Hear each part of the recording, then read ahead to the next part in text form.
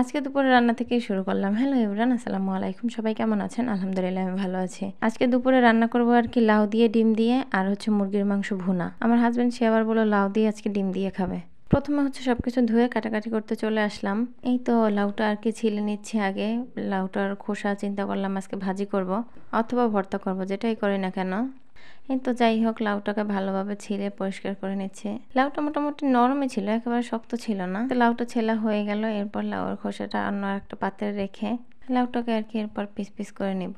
আমাদের ঘরে আবার লাউ সবজিটা সবাই খুব পছন্দ করে। আমার ছোট বাচ্চা ও পছন্দ করে লাউটা আর কি খেতে। আমার মনে হয় লাউ সবজিটা সবারই ভালো লাগে। লাউ সবজিটা সব রকমই ভালো লাগে। আপনি ডাল দিয়ে রান্না করেন, ভাজি করেন, আর ডিম দিয়ে রান্না করেন, ইলিশ মাছ দিয়ে বা চিংড়ি মাছ দিয়ে, যেরকমই রান্না করেন না কেন, আর কোনো সবজি খাওয়া হোক বা না হোক, লাউটা কিন্তু খাওয়াই হয় আমাদের। এই তো কথা বলতে বলতে প্রায় আমার লাউ কাটা কমপ্লিট হয়ে গেল।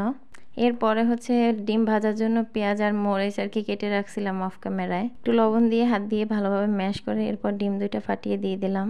ফাটিয়ে দেওয়ার পরে আর কি একটু ভালোভাবে আর কি একটু মিশিয়ে নিচ্ছি। এরপরে প্যান চুলার উপরে দিয়ে এর ভিতরে তেল দিয়ে এক পাট হয়ে গেল, পরে অপর পাটটা উল্টে দিলাম। আবার একবার উল্টে দিয়ে যখন হয়ে গেল তখন আর কি পিস পিস করে এক সাইডে উঠিয়ে রাখলাম। এরপর আর কি লাউ রান্না করার জন্য অন্য আর একটা পাত্র চুলায় দিয়ে দিচ্ছি। এটা একটু ভালোভাবে গরম হয়ে গেলে পরে আর কি তেল দিয়ে দিচ্ছি।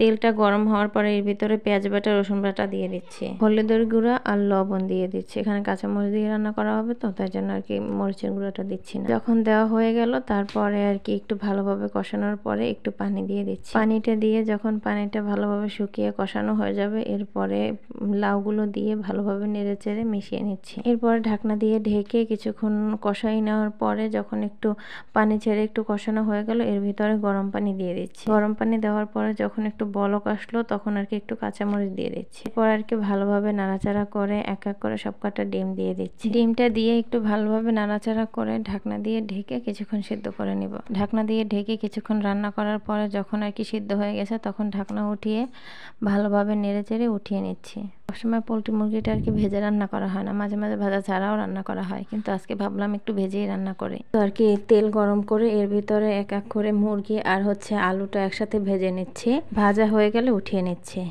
এক এক করে সমস্ত মাংস আর আলুটাই উঠিয়ে নিব। উঠানো হয়ে গেলে পরে আর কি এই প্যানের ভিতরে গোশটা রান্না করব।